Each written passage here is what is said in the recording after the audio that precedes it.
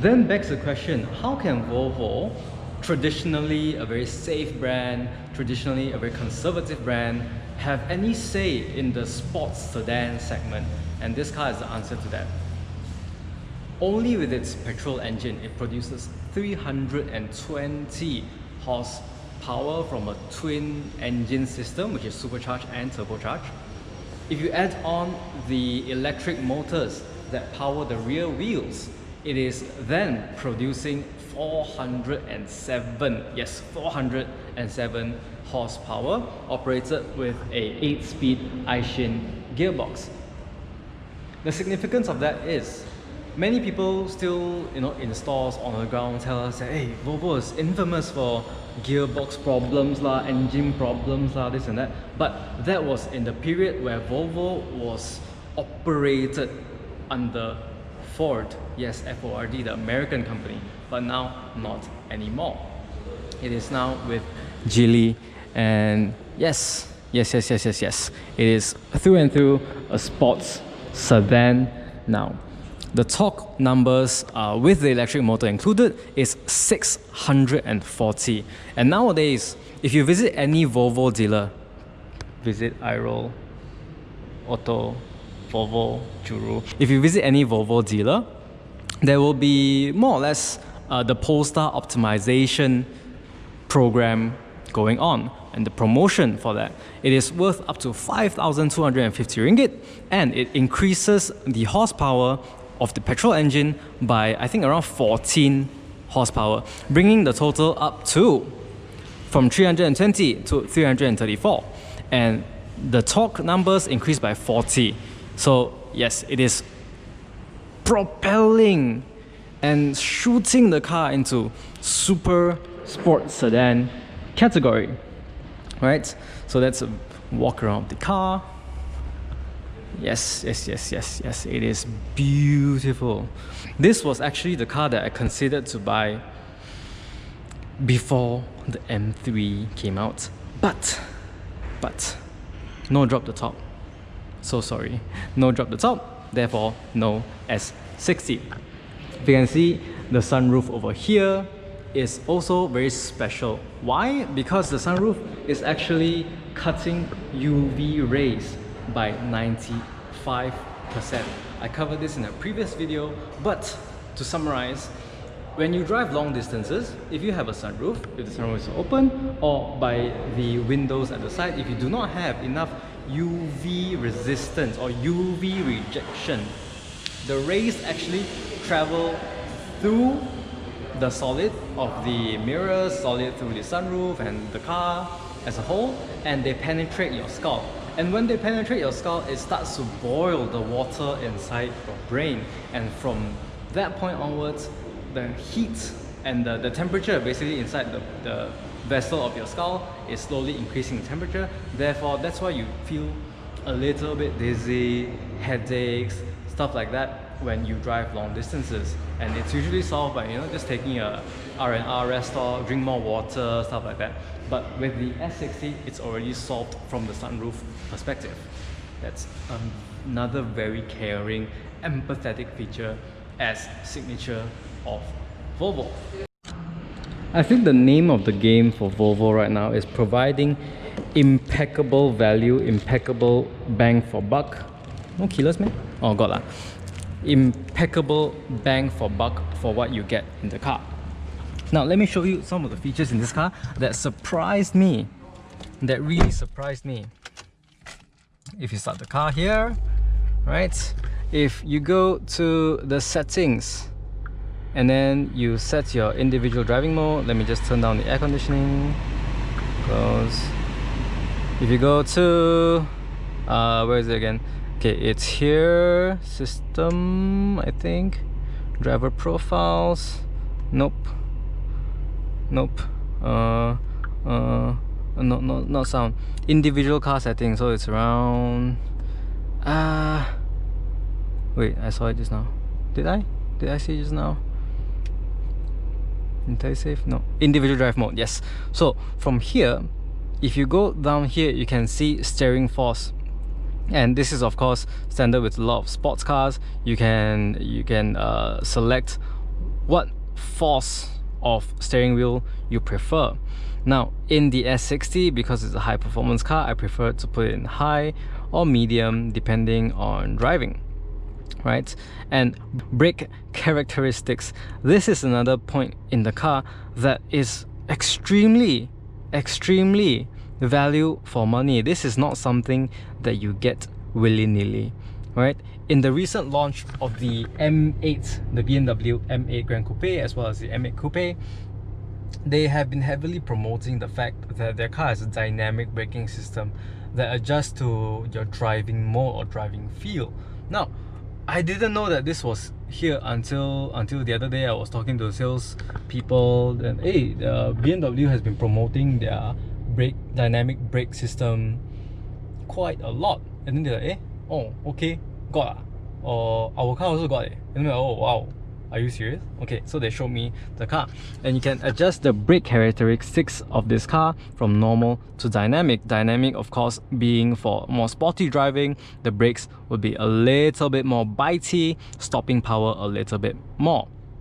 So that is a very interesting as well as high-tech feature that the BMW M8, which is priced at 1.49 million ringgit, is promoting heavily, but it's already in this S60 T8 R-design, of course, at a fraction, not even a quarter, at a fraction of the price. How much is it? 281 divided by over 1.4 mil. I don't know, do the math. Amazing. It's crazy how good this feature is. And previously when I drove this car, one of my major complaints was that the driving feels a bit weightless, and of course you can tell that here. I'm excited to drive this with my individual settings driving this car. Another sporty driving feature of this car is that it has torque vectoring by both braking as well as acceleration. Now, torque vectoring by braking is we covered in the Bentley Continental GT, one of the torque vectoring techniques that the car uses to tackle corners a little bit better. When you go through a corner, the inside rear wheel of the Bentley will apply more brake pressure and help pivot the car into the corner. And torque vectoring by acceleration is something that Porsche regularly uses in the 911s, in the Boxsters, and yeah, mostly the 911s and Cayennes. It's torque vectoring by acceleration of the outer wheel. And those cars are obviously performance cars. They can be very good performance cars that include this technology to help the car handle and perform better when you're driving enthusiastically. And this car, S60 T8 R-design, already has that built in. That surprised me as well.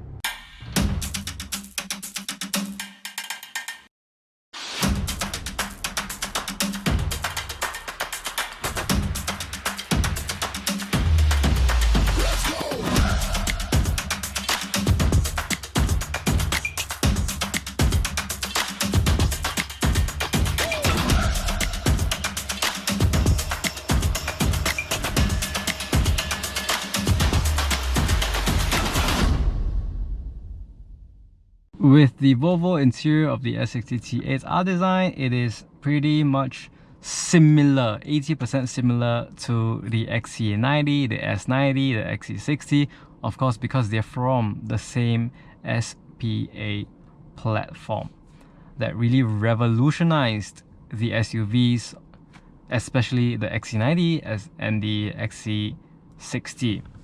Now the trims here in those cars are wooden, real wood, but in this car it is, I feel like it's aluminium. It feels aluminium-y, but I don't know for sure. There's chrome bits over here that go across, go up, and then across the dashboard, starting from here, all across to the passenger side. You get a little bit more sporty, younger, more energetic interior with the contra stitching. Yes, white contrast stitching on the leathers, and you can look at the seat as the passenger seat. It's the same, virtually the same as the driver's seat. You get a combination of both fabric as well as high-grade Napa leather with the R-design embossed on the headrest, and of course the beautiful, very sporty, very energetic contrast steering going across the seats. These seats are designed slightly differently as well, but of course with still orthopedic help, as in they are good for spinal health. Right, designed to be comfortable, designed to protect your spine in case of any emergency or accident, touch wood. Okay, you can see it's a little bit more buckety seat design with the bolstering at the side and this curve in here. Yes, but overall quite large seats still. The sound system of this car is a Harman Kardon. And Harman Kardon, compared to the Bowers & Wilkins, Bowers & Wilkins is a little bit more clear. The soundstage is bigger, the soundstage is deeper, much more spacious and deeper. The clarity of sound is at a much higher level. The Harman Kardon is more bassy, and it's more for those more energetic songs, as in for the younger crowd. Again, this car is tailor-made for the young professional or someone a few years into their career. They want a stable car, but they don't want a showy car. They want a car that has full of substance. At the same time, it has a certain air and certain presence of style around it. So that's pretty much cool. As in, a lot of people my age, right?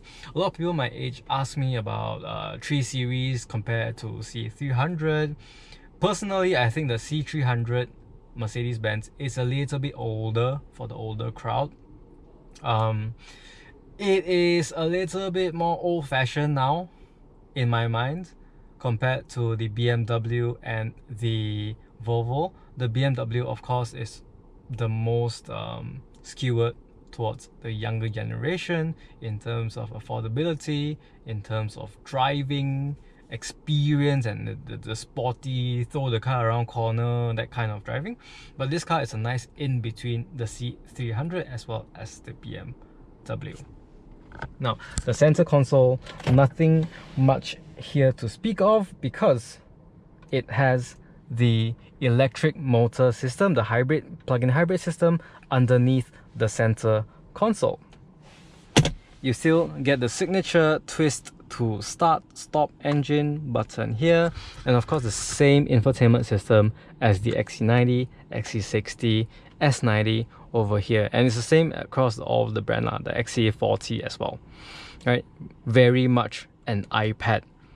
Your main apps here, you can control the sound experience, focus on the driver, focus on all, focus on the rear, and this can all be optimized here, as well as how surround does the sound. Yeah, I don't know if that makes sense, but this is a pretty cool feature. Tone, of course, this is standard. Oh, clear, warm presets already. Okay, cool. And then if you swipe to the left, it is all downloadable apps. Apple CarPlay, Android Auto, YouTube, Spotify, GPS, whatever can all be downloaded. Here on the right, it is your toggle on and off functions of the car. For example, if you know you drive like a hooligan and you want to reduce the amount of alerts and the amount of sound that comes from your car that tells you are driving dangerously, you can simply toggle on reduce guards, but by default this is off. Okay, adaptive cruise control is available in this car as well because it has the full IntelliSafe system in the XC90, XC60, which we know they are the world's safest cars right now that you can buy on the road.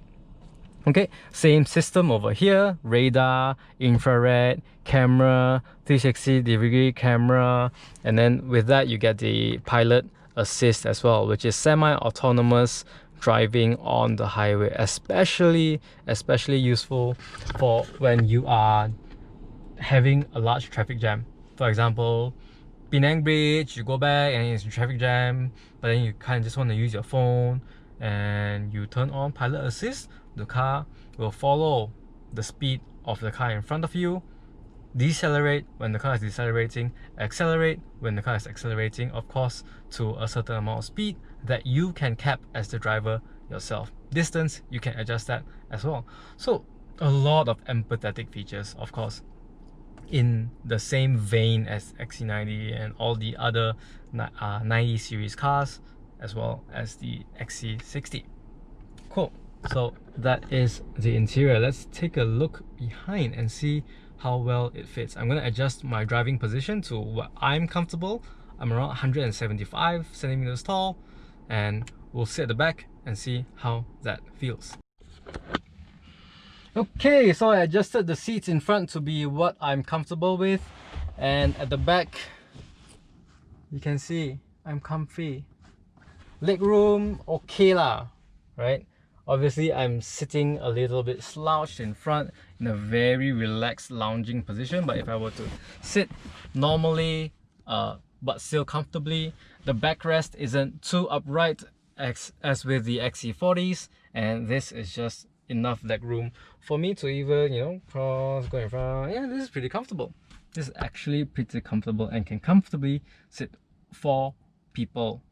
You, 3 of your friends, go around perfectly fine. When the S60 T8 R-design was released as a locally assembled unit, or CKD as people call it, the price didn't change, and that caused a slight controversy with people asking for S60s. Hey, CBU, then imported unit, you sell me the same price as the units that's locally assembled in Shah Alam. Why no discount and everything on? Why like that? Okay, everything you get in the car is virtually the same. It's only locally assembled versus imported. Now, the perspective is that we are exporters, right? Malaysia exports plenty of Volvos to Southeast Asia. They supply to Indonesia, they supply to Thailand, and to these people, the cars that they get are CBU units, right? It's a matter of perspective. And of course, with locally assembled units, when IRO started 3 years ago-ish, when IRO Auto Juru started 3 years ago-ish, there were a lot of minor complaints and hindrances with the pilot assist system. It was not really able to read road sign information, it didn't really detect the roads and lines and keep lanes very well, but that was because Malaysian roads are nothing compared to European roads. And over the course of its manufacturing, of the different years, they updated the system to be very localized, right? And you can tell even from the voice command function, if you say in a very Malaysian accent, hey, turn the aircon colder and stuff like that, it really does. It really can detect that you are speaking in, of course, a Malaysian accent, and it can function just as well. The road signatures, road signage, everything works just as well nowadays because they updated the software and camera and system to fit our local Malaysian conditions. Yes, okay. So I think that is a pretty comprehensive walk around of some of the details that not many people know exist in a car like this, but yes, that's what I'm here for, to break down this information, provide you very clean information, right? All right, so that's all for today. Thank you guys so much for watching. If you're interested in this unit, of course, do not hesitate to talk to us, and we can arrange S60 T8 R-designs with Polestar optimization for you, and that will be a pretty fantastic driving experience. I forgot something. This car, the front suspensions have a double wishbone set up. Okay, double wishbone meaning that a lot of the surface bumps and grinds are mitigated with the double wishbones. So what you get is a much more level driving experience. At the same time, it's much more comforting and you don't feel the road as much. Take it as you will. Should that exist in a sports car? Yeah, it is up to individual preference. But when I drove it, it felt fine. You don't get a very muted driving experience. It's comfortable, but not isolating you from road conditions.